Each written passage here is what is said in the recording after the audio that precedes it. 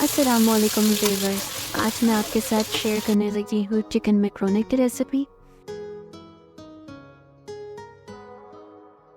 इसके लिए हमें चाहिए capsicum, sweet bell pepper, red bell paper.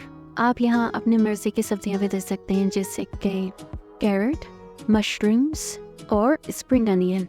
इसके साथ ही मसालों में जा रहा है हमारे यहाँ हमने यहाँ दिया है ब्लैक पेपर एंड सॉल्ट। आप यहाँ चिली फ्लेक्स का भी इस्तेमाल कर सकते हैं। यहाँ हमने एक बोल में अपने सारे सॉसेस शामिल कर लिए हैं, ये मैं आपको थोड़ी देर में बताती हूँ। और हमने ली है 200 ग्राम मैक्रोनी बॉयल।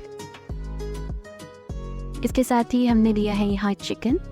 जो हमने बोल में अपने सॉसेस लिए थे वो मैंने लिए हैं यहाँ हॉट सॉस।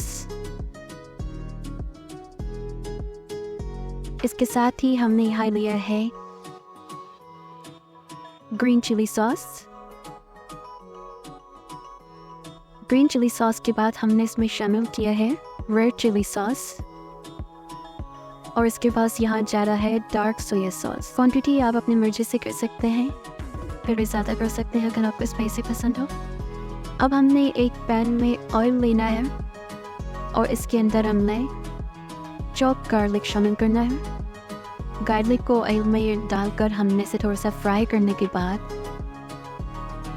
इसमें हमने अपनी बारीक कटी चिकन शामिल करनी है। यहाँ मैंने चिकन को बहुत बारीक काटा हुआ है। आप चाहे तो क्यूब्स भी काट सकते हैं, या मीट है ना बारीक स्लाइस भी कर सकते हैं। चिकन का कलर चेंज हो जाने तक हमने इसे फ्राई करना है अच्छी तरह। यहाँ हमारी चिकन का कलर चेंज हो गया है। इसके बाद हम इसमें अपने स्पाइस शामिल कर देंगे। मैंने यहाँ डाला है salt and black bell pepper. आप इसमें चिली फ्लेक्स भी डाल सकते हैं थोड़ा सा स्पाइसी करने के लिए। मसाले शामिल करने के बाद हमने इसे बहुत अच्छी तरह करना है मिक्स।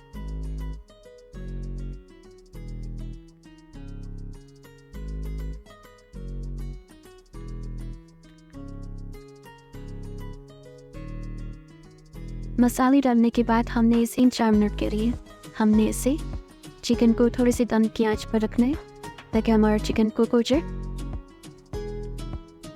इसके बाद हमने अपने शामिल करने यहाँ सॉसेज। जो हमने बोल में अपने सारे सॉसेस शामिल किए थे वो हमने एक साथ इसके अंदर शामिल कर देने।